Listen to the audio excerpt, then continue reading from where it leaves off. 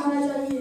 साथियों, आज का ऐतिहासिक दिन, जिस दिन हमारे देश का संविधान लागू हुआ और हम विदेशी कानून से मुक्त हुए, मगर साथियों, यह जो गणतंत्रता हमें मिली है इतनी आसानी से नहीं मिली है।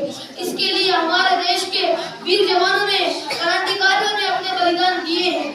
हजारों माताओं के लाल अपने घर में ही पहुंचे, हजारों वीरों के सिंदूर तब जाकर के यह गणतंत्रता हमें प्राप्त हुई है। और उस वीरों की बदौलत ही आज इस खुले आसमान में बिना किसी परतंत्रता के स्वतंत्र रूप से अपने गणतंत्र का जश्न मना रहे हैं। चूमता वीरों ने फांसी का फंदा यूं ही नहीं मिली थी आजादी के रात में। साथियों, अंग्रेज तो चले गए, लेकिन कुछ अंग्रेज अब भी इस देश में मौजूद है जो फूट डालो और राज करो की नीति में विश्वास रखते हैं और अपनी राजनीति को मटिया सेकने के लिए इस गणतंत्र भारत में लोगों के धर्म के नाम पर, जाति के नाम पर लड़ते नजर आते हैं।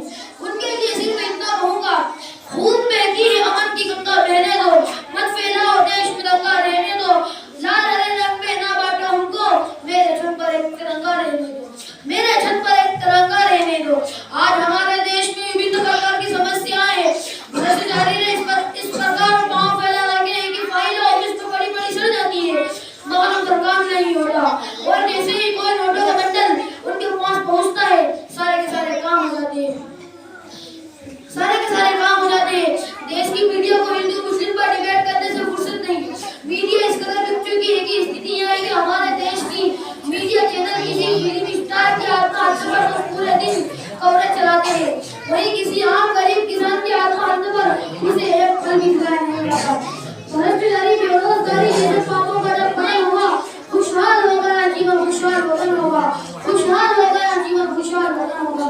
शहीदों ने तो अपना काम कर दिया है, अब जिम्मेदारी हमारी बनती है कि हम इस देश की उन्नति में अपना योगदान दें और एक ऐसे भारत का निर्माण करें जो पूरे विश्व के लिए एक मॉडल हो।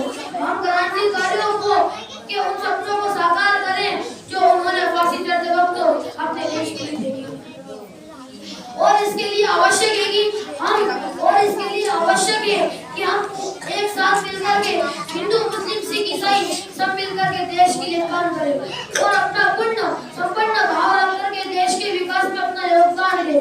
और मात्र सरकार बदल जाने से राष्ट्र का विकास नहीं होता। राष्ट्र का विकास तब होता है जब हम और आप बदलते हैं। आओ जिनका सलाम करें उनको जिनके हिस्से में यह मकाम आता है। खुश नसीब है वो लोग जिनका लहू इस देश के काम आता है।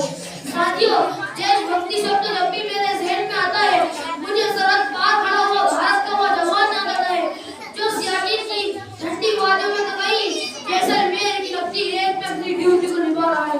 वो जवान सिर्फ और सिर्फ इसलिए वहां पर तैनात है कि उसका देश सुरक्षित रहे। अगर मुझसे कोई देशभक्ति की परिभाषा पूछे तो मैं सिर्फ इतना कहूंगा, अगर आपके दिल में भी उस सरहद पर खड़े फौजी के समान अपने देश के लिए संपन्न है, आप अपने देश से प्रेम करते हैं और आप अपना कार्य पूर्ण निष्ठा के साथ करते हैं, तो आप सही मायने में सच्चे राष्ट्रभक्त हैं। और जिस दिन देश का प्रत्येक नागरिक उस सरहद पर खड़े जवान की भांति अपने कर्तव्य की पूर्ण निष्ठा के साथ में निभाएगा, उस दिन हम पूरे विश्व को एक विश्व को भारत के फिक्र होंगे। आवश्यकता है हमें एक साथ मिलकर के देश के विकास के लिए सोचने की। जब एक रिक्शा चालक से लेकर देश की सरकार चलाने वाले तक आसान होगा, तब हम अपने इस भारत का विकास कर पाएंगे और विश्व जगत में भारत की एक अलग पहचान होगी। और अंत में सिर्फ इतना कहूंगा, यह देश के विकास और देश की उन्नति के लिए जरूरी है कि पूरा भारत संगठित होकर के काम करे। जातिवाद, भाषावाद, सांप्रदायिकतावाद को छोड़कर के हम एक सवर में, एक लय में देश की बात करें और भारत के विश्व गुरु भारत के रूप में स्थापित करें। जो न आपदा हुआ कर दिखाएगा, हम केर को भी गले लगाएंगे। हम